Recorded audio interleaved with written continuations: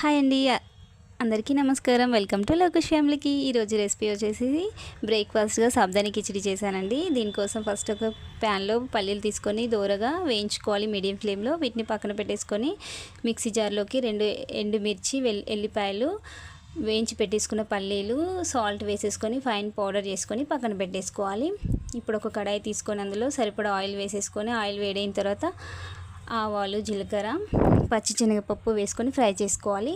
మన కారానికి తగ్గట్టుగా పచ్చిమిర్చి 4-5 వేసేసుకోవాలి. ఇంకా ఉల్లిపాయలు సన్నగా తరిగి పెట్టుకున్న ఉల్లిపాయలు వేసుకొని మంచిగా ఫ్రై చేసేసుకోవాలి. కరివేపాకు,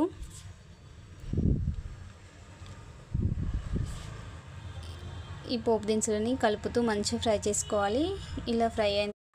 ఇలా మంచిగా ఫ్రై అయిన పోపు దినుసులో మనం ఫస్టే మిక్సీ పెట్టేసుకున్న పల్లి పౌడర్ని వేసేసుకొని ఒక 1 మినిట్ కలపాలి. ఇందులోకి కొంచెం ఇంగువ యాడ్ చేసేసి మంచిగా ఫ్రై అయిన తర్వాత మనం ఓవర్ నైట్ నానబెట్టుకున్న సాబ్దాని వేసేసుకొని కలుపుతూ ఉండాలి. కలపలేదంటే సాబ్దాని ముద్దగా అయిపోతుంది, బాగుండదు. సాబ్దాని కిచిడి పొడి పొడిగా ఉంటేనే చాలా బాగుంటుంది. వాటికి మంచి ఫ్రై కావాలి. మీడియం ఫ్లేమ్లో పెట్టుకొని చేస్తూ ఉండాలి. ఒక 1 మినిట్ మంచిగా ఉడికిన తర్వాత మూత పెట్టేసి ఎక్కువసేపు పెట్టకుండా 1 మినిట్ తర్వాత మూత తీసి మళ్ళీ మధ్య మధ్యలో కలుపుతూ ఫ్రై చేసుకోవాలి. ఇది మార్నింగ్ బ్రేక్ఫాస్ట్లోకి చాలా బాగుంటుంది. బ్రేక్ఫాస్ట్లోకి బాగుంటుంది. వీడియో నచ్చినట్లయితే లైక్ చేసి సబ్స్క్రైబ్ చేయండి. Thank you.